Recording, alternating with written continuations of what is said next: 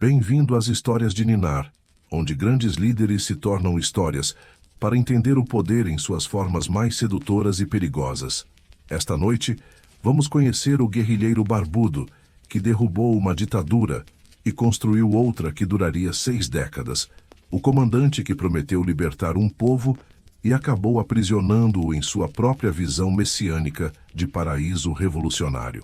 Havana, Cuba, 25 de novembro de 2016. Um homem de 90 anos morre em silêncio, longe das câmeras que o seguiram obsessivamente por meio século. Não há imagens dos últimos momentos, não há palavras finais registradas. O corpo não é exibido imediatamente. O governo espera 9 horas inteiras antes de anunciar oficialmente, como se ainda precisasse preparar o roteiro de como o mundo deveria reagir. Quando a notícia finalmente se espalha pela ilha e atravessa o Estreito da Flórida, reações completamente opostas explodem simultaneamente. Em Miami, na Calle 8, exilados cubanos de cabelos brancos saem às ruas com garrafas de champanhe, dançando, celebrando, gritando que o tirano finalmente morreu. Em Havana, multidões choram nas praças, abraçam-se, lamentam como se tivessem perdido não um presidente, mas um pai. Líderes mundiais emitem declarações cuidadosamente equilibradas, navegando entre não ofender Cuba e não ofender Estados Unidos. Alguns lamentam, outros se calam diplomaticamente, pouquíssimos celebram abertamente. Esse homem era Fidel Alejandro Castro Ruz, o revolucionário que governou Cuba por 49 anos consecutivos, sem nunca ser eleito democraticamente uma única vez, que sobreviveu a 638 tentativas de assassinato, segundo contabilidade entusiasmada de seu próprio governo, que enfrentou e superou 11 presidentes americanos consecutivos desde Eisenhower até Obama. Mas como um jovem advogado de família rica, filho de fazendeiro explorador, se transformou no símbolo global de revolução anti-imperialista, como alguém que prometeu democracia, eleições livres e justiça social, acabou construindo um dos regimes mais longevos, mais repressivos e mais anacrônicos do hemisfério ocidental. E por que décadas após o fim da Guerra Fria, seu legado ainda divide o mundo entre admiradores apaixonados que o veem como herói e críticos implacáveis que o denunciam como ditador sanguinário? Esta noite, vamos seguir a jornada de um homem que não nasceu comunista nem revolucionário, mas se tornou ambos. Que não começou odiando os Estados Unidos, mas aprendeu ao longo de anos de confronto. Que não planejava governar por toda a vida, mas descobriu que o poder, uma vez conquistado completamente, é impossível de largar sem perder tudo. Prepare-se, porque conhecer Castro é entender como ideais genuinamente nobres, personalidade irresistivelmente carismática e circunstâncias históricas complexas podem se combinar em tragédia que atravessa 3 gerações. Para entender quem foi Fidel Castro antes de se tornar El Comandante, precisamos começar muito longe, da imagem icônica do guerrilheiro barbudo em uniforme verde-oliva, discursando por horas a fio. Precisamos voltar a Birán, vilarejo isolado e esquecido na província de Oriente, no leste rural de Cuba, em 13 de agosto de 1926. Ali, numa propriedade chamada Manacas, que se estendia por aproximadamente 10.000 hectares de terras férteis, nasce Fidel, terceiro filho da relação entre Ángel Castro e Argis e Lina Ruz González. A história familiar é embaraçosa para quem depois construirá a imagem de revolucionário proletário. Ángel Castro é imigrante galego que chegou a Cuba pobre como soldado do exército espanhol durante a Guerra de Independência cubana no final do século XIX. Depois da derrota espanhola, fica em Cuba, trabalha obsessivamente, explora trabalhadores sem piedade, acumula terras através de métodos nem sempre legais, casa-se com Maria Luísa Argota, com quem tem 2 filhos, mas depois se envolve com Lina Ruz, uma empregada doméstica jovem que trabalha em sua casa. Tem 5 filhos com Lina, enquanto ainda casado com Maria Luísa. Fidel é oficialmente ilegítimo durante anos, até Ángel finalmente se divorciar e casar com Lina quando Fidel já tem 17 anos. Angel é proprietário brutal, daqueles que chicoteava trabalhadores que não cumprissem cotas, que pagava salários de miséria, que vendia produtos na própria loja da fazenda com sobrepreço explorador. É exatamente o tipo de latifundiário que o filho adulto aprenderá a odiar publicamente em discursos inflamados de 4 horas. Mas o jovem Fidel cresce em privilégio absoluto, protegido dessa realidade. Casa grande e espaçosa, empregados à disposição, cavalos para montar, comida farta, educação cara em colégios católicos jesuítas de elite em Santiago de Cuba e depois em Havana. Fidel é enviado interno para o Colégio Dolores em Santiago aos 6 anos. É aluno problemático desde o início, inteligente ao ponto de arrogância, mas indisciplinado, rebelde contra a autoridade, fisicamente agressivo. Os jesuítas, mestres em moldar mentes jovens, reconhecem inteligência excepcional, mas também teimosia inabalável. Tentam discipliná-lo através de estudo rigoroso, competição acadêmica, esportes organizados. Fidel joga beisebol obsessivamente, é excelente atleta, tem braço forte como arremessador. Sonha brevemente em jogar profissionalmente nas grandes ligas americanas, o sonho dourado de meninos cubanos pobres e ricos. Mas o traço que mais marca Fidel desde criança é competitividade patológica. Ele detesta perder em qualquer coisa. Jogo, discussão, competição acadêmica, briga de rua. Colegas de colégio lembram décadas depois que Fidel preferia fisicamente atacar adversários a aceitar derrota humilhante em simples jogo de pátio. Essa incapacidade psicológica de aceitar derrota o seguirá pela vida toda e explicará muito de sua governança futura.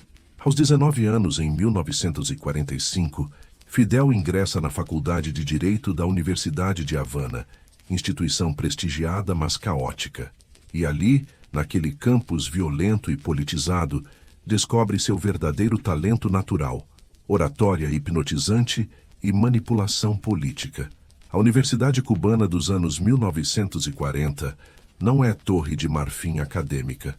É caldeirão fervente de facções estudantis armadas, gangues políticas rivais que resolvem disputas ideológicas não com debates civilizados, mas com revólveres em becos escuros.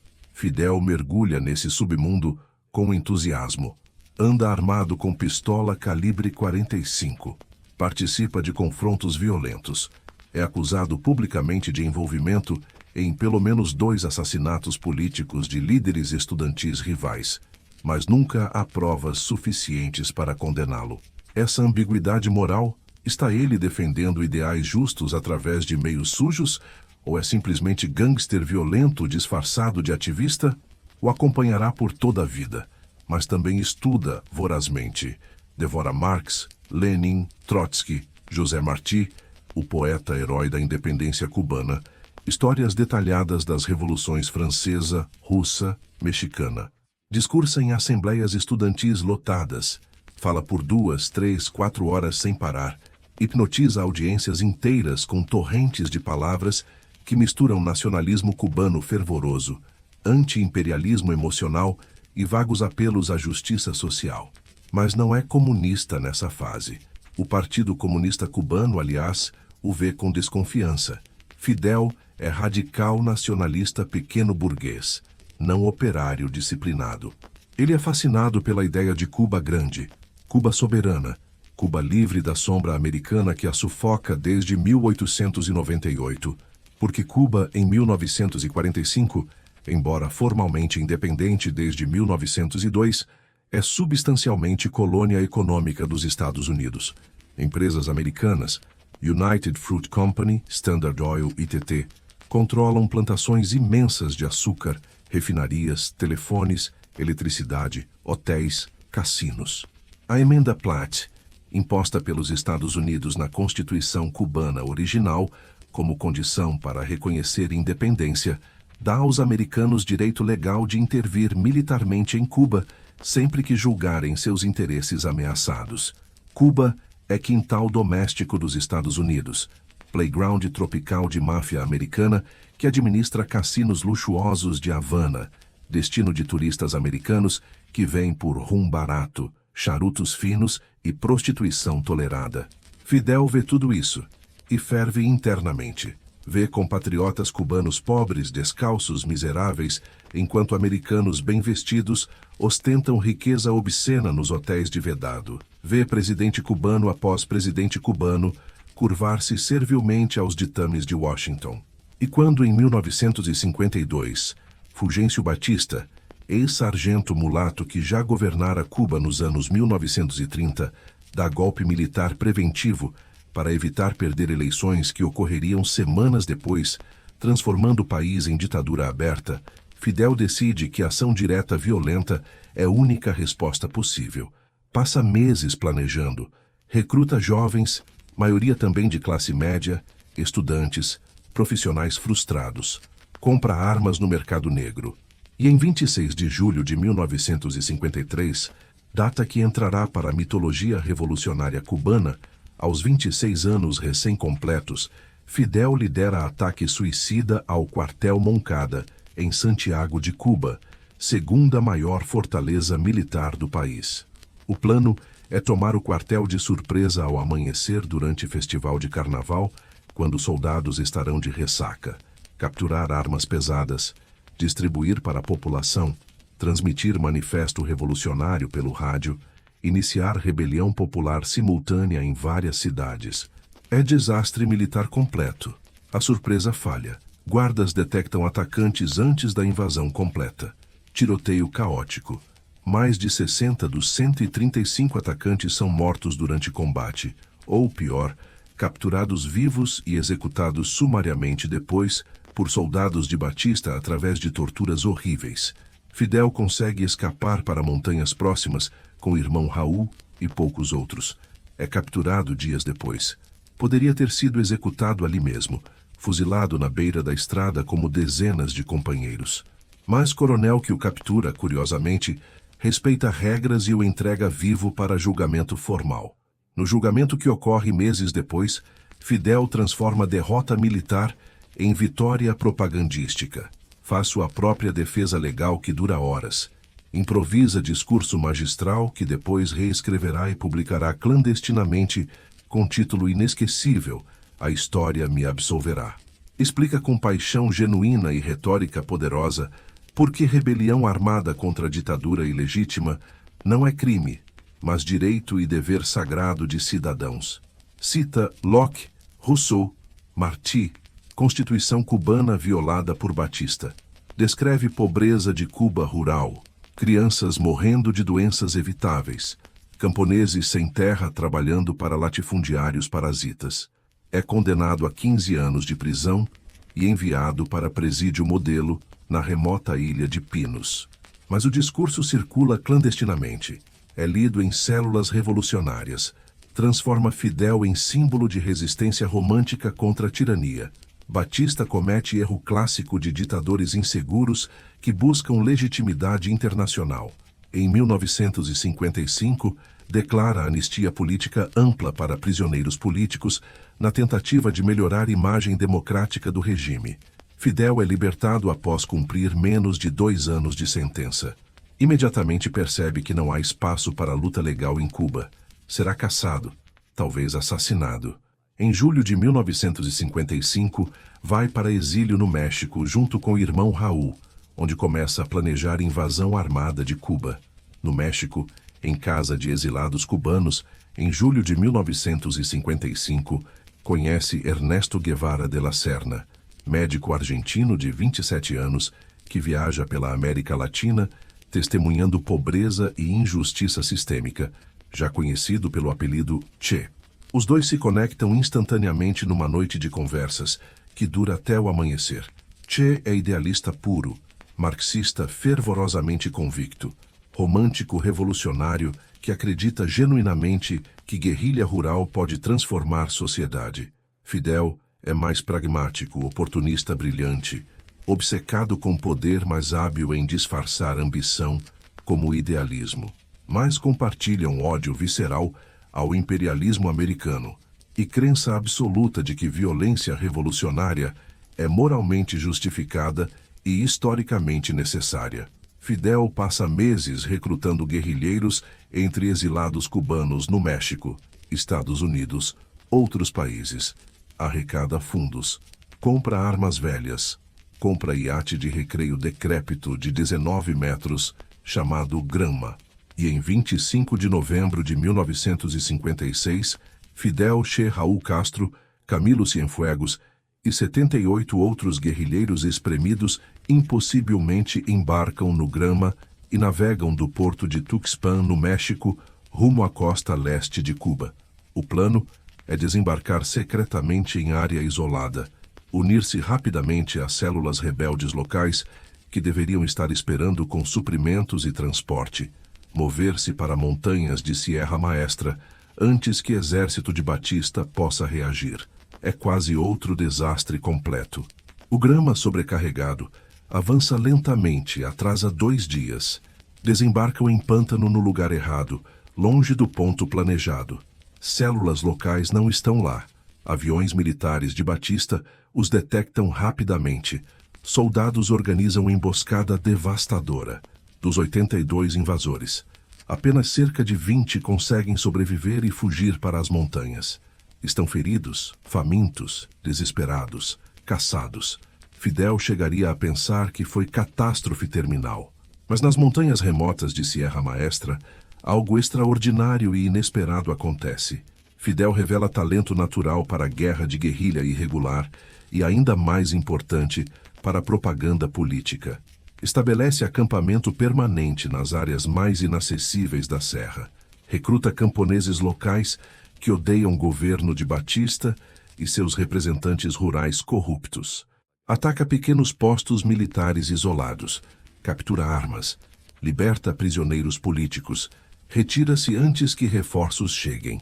Mas o golpe de gênio é relações públicas.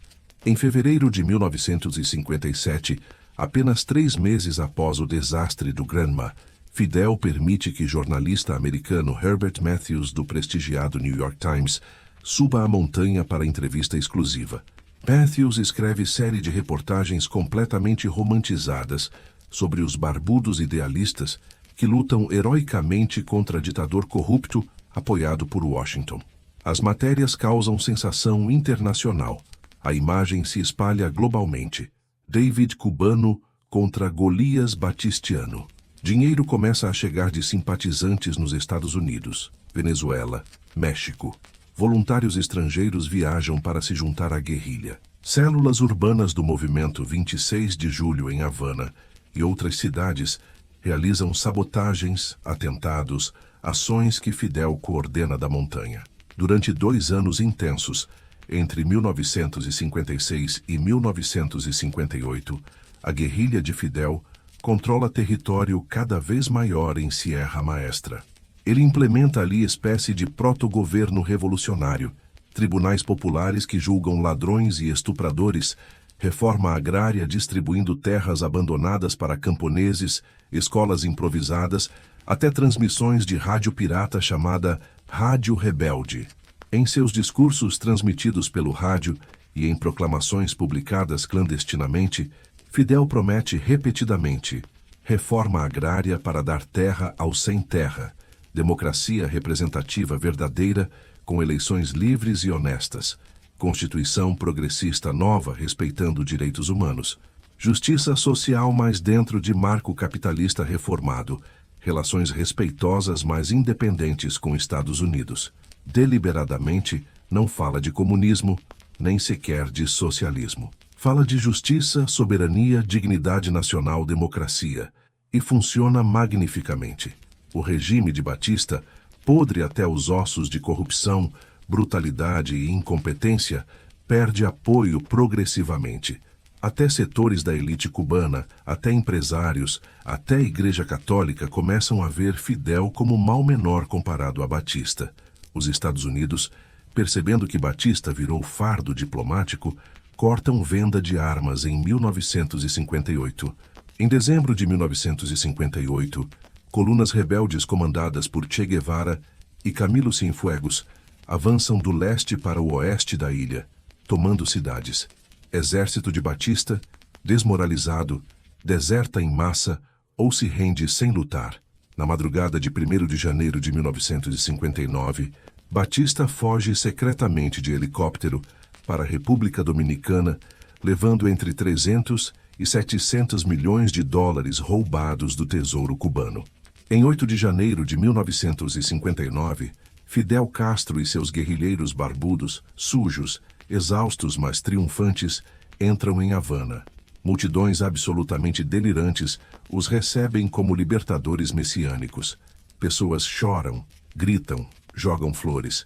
Fidel tem 32 anos completos. Acaba de derrubar ditadura militar com guerrilha, que no auge nunca passou de 3.000 combatentes. É herói global instantâneo. A imprensa internacional o adora incondicionalmente. Revista Life faz matéria de capa. Ele promete democracia, justiça, reconstrução nacional. Nos primeiros meses confusos de 1959, o mundo observa Cuba com esperança genuína. Fidel não assume presidência. Nomeia Manuel Urrutia, juiz respeitado e moderado. Nomeia José Miró Cardona, advogado liberal, como primeiro-ministro. Ele próprio aceita apenas posto de comandante-chefe das Forças Armadas. Promete que eleições democráticas ocorrerão dentro de 18 meses no máximo. Visita os Estados Unidos em abril de 1959, convidado não oficialmente, mas tolerado pelo governo Eisenhower. É recebido com curiosidade enorme e algum entusiasmo ingênuo. Fala em universidades como Harvard e Princeton, aparece em programas de televisão, come hambúrguer em lanchonete, visita zoológico do Bronx, nega veementemente ser comunista quando perguntado diretamente por jornalistas. Mas por trás da cortina de relações públicas, história completamente diferente se desenrola rapidamente. Fidel não tem intenção real de ceder poder conquistado com tanto sacrifício. Cria tribunais revolucionários, sumários que julgam e executam publicamente, através de fuzilamentos, centenas de oficiais e policiais do regime de Batista. As execuções são transmitidas ao vivo pela televisão nacional.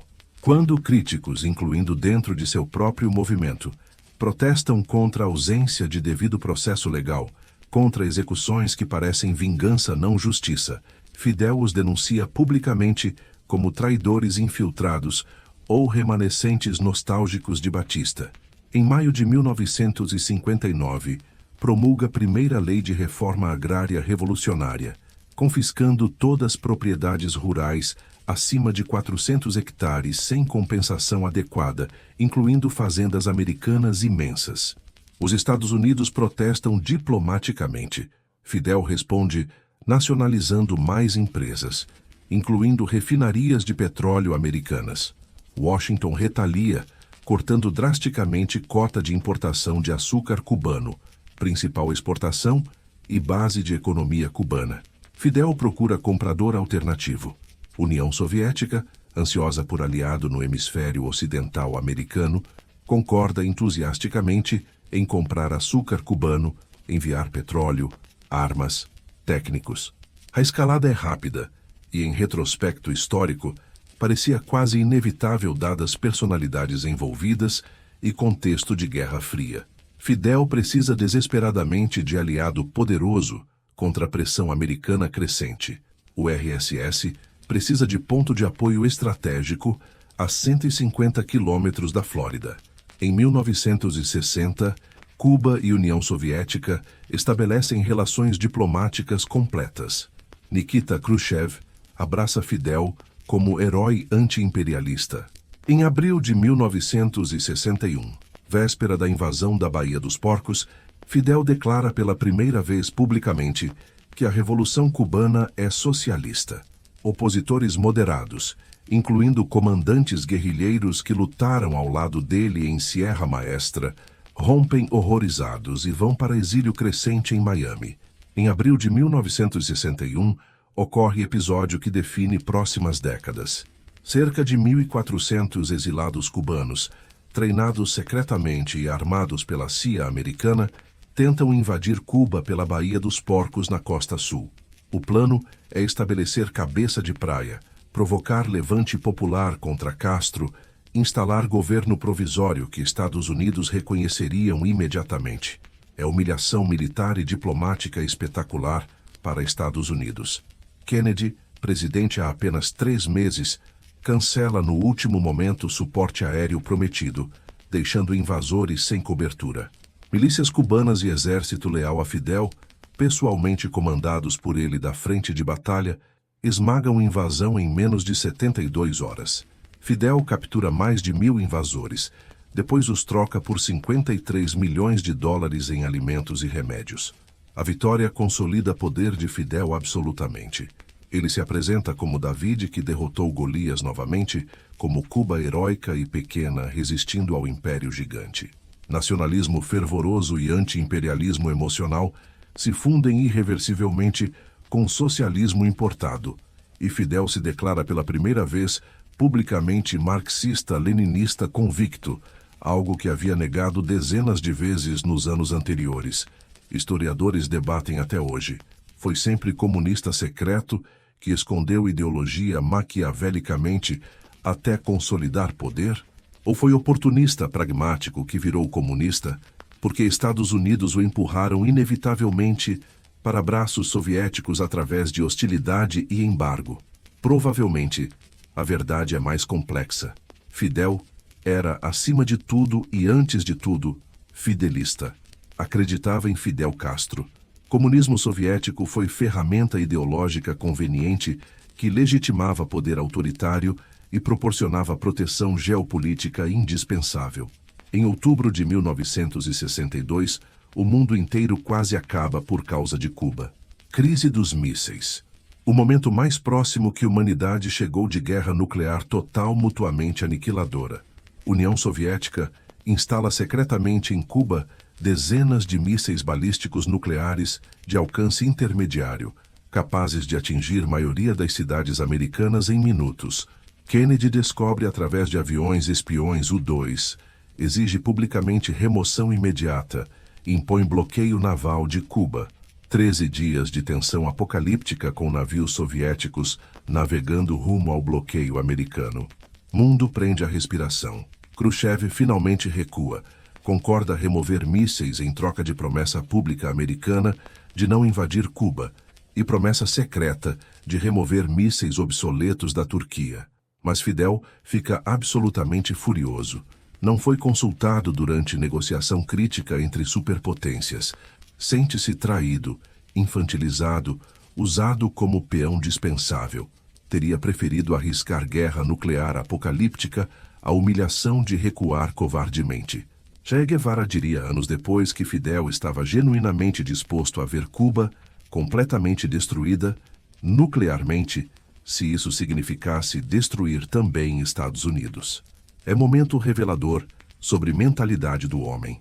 Nacionalismo messiânico, levado logicamente ao ponto extremo de niilismo suicida. Ao longo dos anos 1960 e 1970, Cuba, sob comando absoluto de Fidel, se torna referência simbólica global de revolução terceiro-mundista. Che Guevara tenta exportar modelo guerrilheiro para Congo em 1965, fracassa miseravelmente, depois para Bolívia em 1966, onde é capturado e executado friamente em outubro de 1967. Cuba envia dezenas de milhares de tropas para guerras na Angola, Etiópia, Nicarágua. Fidel treina guerrilheiros de toda a América Latina e África em campos militares cubanos. Mas dentro de Cuba, realidade cotidiana é drasticamente diferente do mito revolucionário exportado. Fidel concentra poder absolutamente totalitário. É primeiro-ministro até 1976, depois presidente do Conselho de Estado, presidente do Conselho de Ministros, primeiro secretário do Partido Comunista, comandante supremo das Forças Armadas. Todos os poderes em uma pessoa por décadas. Não há eleições competitivas reais, apenas plebiscitos com candidato único. Não há imprensa livre, apenas órgãos estatais. Oposição política é crime contra a segurança do Estado punível com 20 anos de prisão.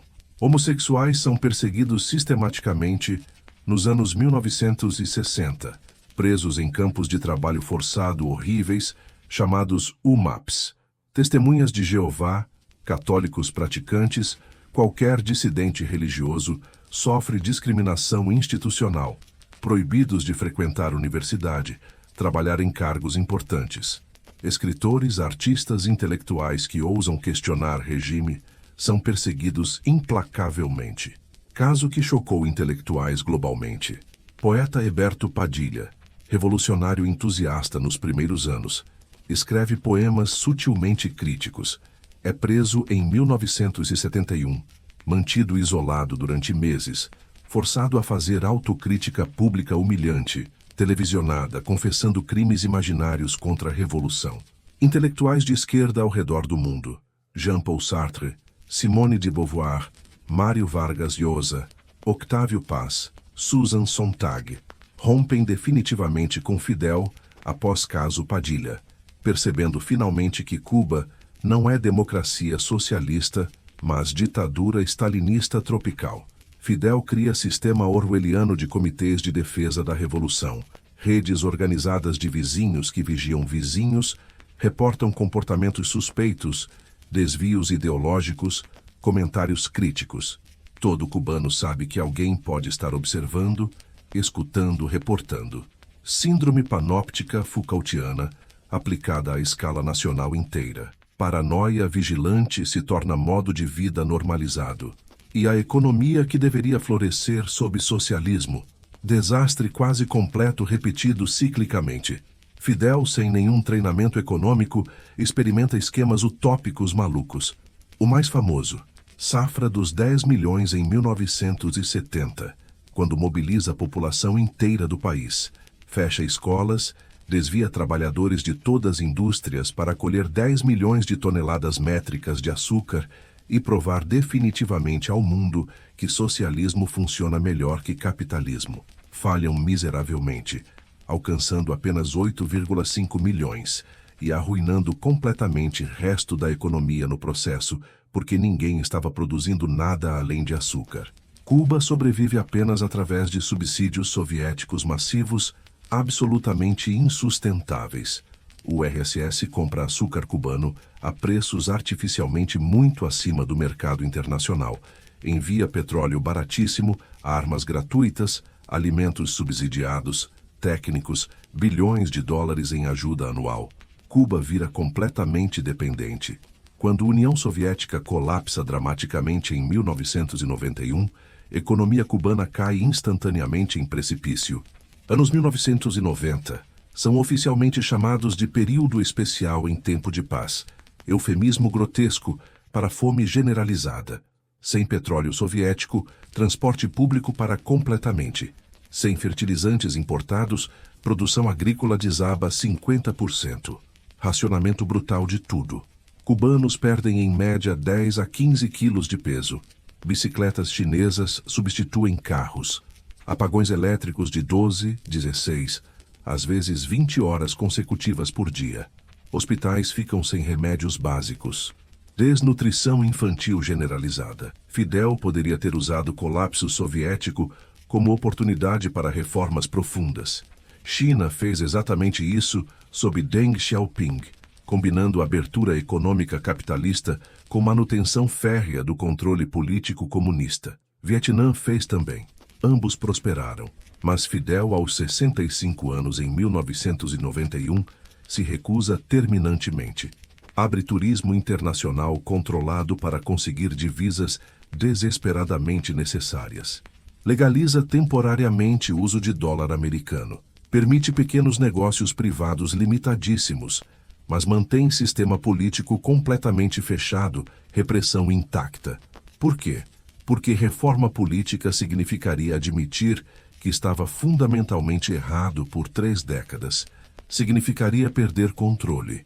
E Fidel não consegue psicologicamente imaginar Cuba sem Fidel comandando. Governa até julho de 2006, quando doença intestinal grave e súbita, provavelmente diverticulite perfurada, o força a transferir poder temporariamente para irmão mais novo, Raul Castro. Em 2008, transferência se torna oficial permanente. Fidel renuncia formalmente à presidência, mas mantém título pomposo de comandante em jefe.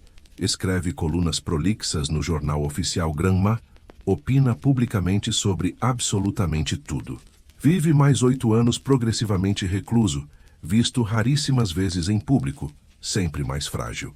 Quando finalmente morre em 25 de novembro de 2016, aos 90 anos, deixa Cuba em situação paradoxal e tragicamente irônica. Conquistas inegáveis objetivamente existem. Taxa de alfabetização de 99%, uma das mais altas do mundo. Sistema de saúde que treina médicos competentes, exportados para dezenas de países pobres. Mortalidade infantil baixíssima, comparável a países desenvolvidos. Expectativa de vida de 79 anos. Ausência de favelas extremas visíveis, como em outros países latino-americanos. Mas a que custo humano e material? Economia completamente arruinada, PIB per capita estagnado há décadas. Infraestrutura colapsada. Edifícios coloniais literalmente desmoronando em Havana. Salários médios oficiais de 20 a 30 dólares por mês. Ausência total de liberdades civis básicas. 2 milhões de cubanos, quase 20% da população, no exílio permanente. Jovens desesperados ainda tentando cruzar Estreito da Flórida em balsas improvisadas, arriscando morrer afogados. E aqui está paradoxo histórico final e cruel. Fidel Castro sobreviveu por tanto tempo, em parte, porque Estados Unidos o mantiveram como inimigo conveniente. O embargo econômico americano, mantido rigidamente por 6 décadas, deu a Fidel desculpa perfeita para todos os fracassos econômicos. Não funciona? Culpa do bloqueio imperialista criminoso.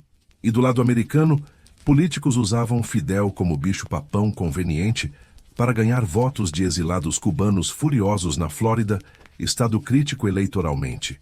Então, quem foi Fidel Castro realmente, despido de mitologia e propaganda? Libertador heróico ou opressor brutal? Idealista corrompido pelo poder ou megalomaníaco desde sempre? Defensor genuíno dos pobres ou ditador que os manteve pobres enquanto proclamava amá-los? Herói anti-imperialista ou fantoche soviético que trocou o servilismo a um império por servilismo a outro? A resposta honesta e desconfortável é: todos esses simultaneamente, contraditoriamente, paradoxalmente. Ele realmente odiava a injustiça social visceralmente. E realmente amava poder absolutamente. Realmente queria Cuba soberana e orgulhosa. E realmente construiu culto à personalidade obsceno.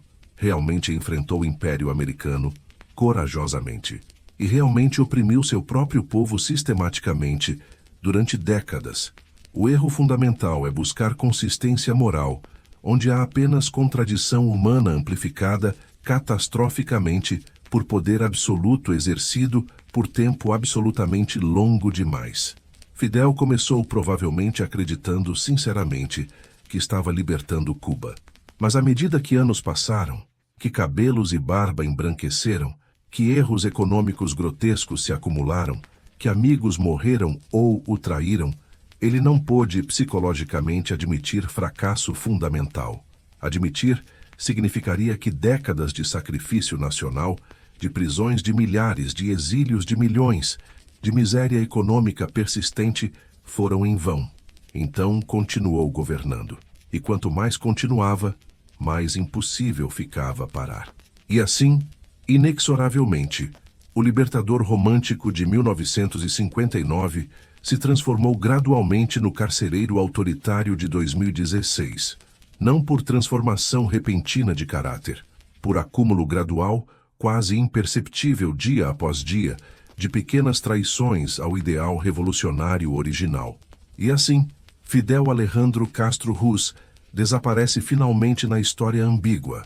Um homem profundamente contraditório que derrubou uma ditadura corrupta e construiu outra que durou 6 décadas, que libertou Cuba do domínio colonial econômico americano apenas para aprisioná-la em sua própria visão messiânica, paralisante de revolução perpétua, congelada no tempo. Ele nos deixou o paradoxo político mais difícil de resolver honestamente.